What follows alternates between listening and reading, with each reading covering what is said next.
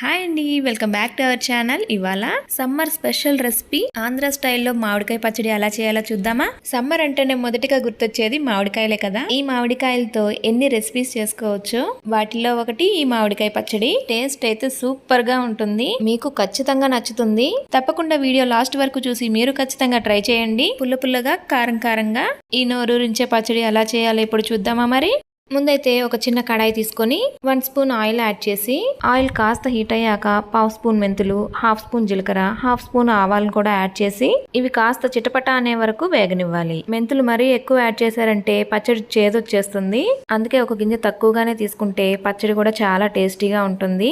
ఇక ఇవి చిటపట అంటున్నాయి కదా, ఇప్పుడు ఒక 15 వరకు ఎండుమిర్చిని రెండుగా తుంచి ఇందులో యాడ్ చేసి ఎండుమిర్చి దోరగా ఫ్రై అయ్యే వరకు కలుపుకుంటూ ఫ్రై చేసుకోవాలి. ఇవి ఫ్రై అవడానికి చాలా తక్కువ టైమే పడుతుంది. మనం దగ్గరుండి కలుపుకుంటూ ఉండాలి, లేదంటే మాడిపోయే అవకాశం ఉంటుంది. ఎండుమిర్చి కూడా ఫ్రై అయిపోయాయి. ఇక స్టవ్ ఆఫ్ చేసి చిటికెడు ఇంగువను కూడా యాడ్ చేసి కాస్త వీటిని చల్లారనివ్వండి. ఇవి చల్లారేలోపు ఒక పెద్ద సైజ్ మామిడికాయని ఇలా చూపిస్తున్న విధంగా చిన్న చిన్న ముక్కలుగా కట్ చేసుకోవాలి.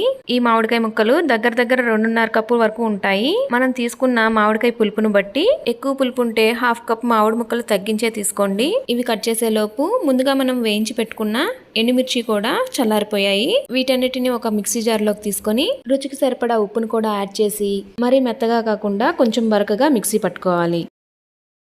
చూసారు కదా, ఇలా మిక్సీ పట్టిన తర్వాత కట్ చేసి పెట్టుకున్న మామిడికాయ ముక్కల్ని కొద్దిగా యాడ్ చేసుకుంటూ మరీ మెత్తగా కాకుండా అక్కడక్కడ మామిడి పలుకులు తగిలే విధంగా మిక్సీ పట్టి పక్కన పెట్టుకోవాలి.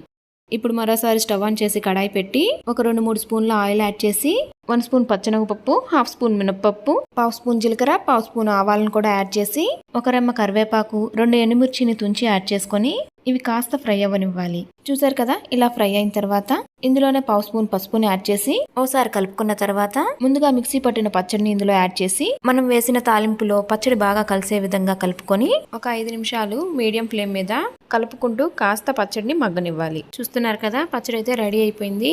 ఇక స్టవ్ ఆఫ్ చేసేసి సర్వింగ్ బౌల్లోకి సర్వ్ చేసేసుకుందాం. ఈ పచ్చడికి పోపు వేసినా వేయకపోయినా 4-5 రోజుల పాటు నిల్వ కూడా ఉంటుంది. ఇప్పుడు నేను చూపించిన విధంగా పోపులో ఒక 5 నిమిషాలు పచ్చడిని ఉడికించినట్లయితే కనీసం 15 నుంచి 20 రోజుల వరకు ఫ్రిడ్జ్ లో పెట్టుకున్నారంటే చక్కగా నిల్వ ఉంటుంది.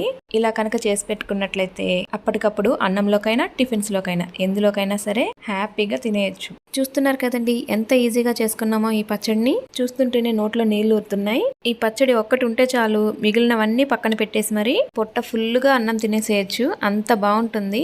ఆలస్యం చేయకుండా వెంటనే మీరు ఈ రెసిపీని ట్రై చేసి మీకు ఈ రెసిపీ ఎలా అనిపించింది అనేది కామెంట్ సెక్షన్ లో కామెంట్ చేయండి.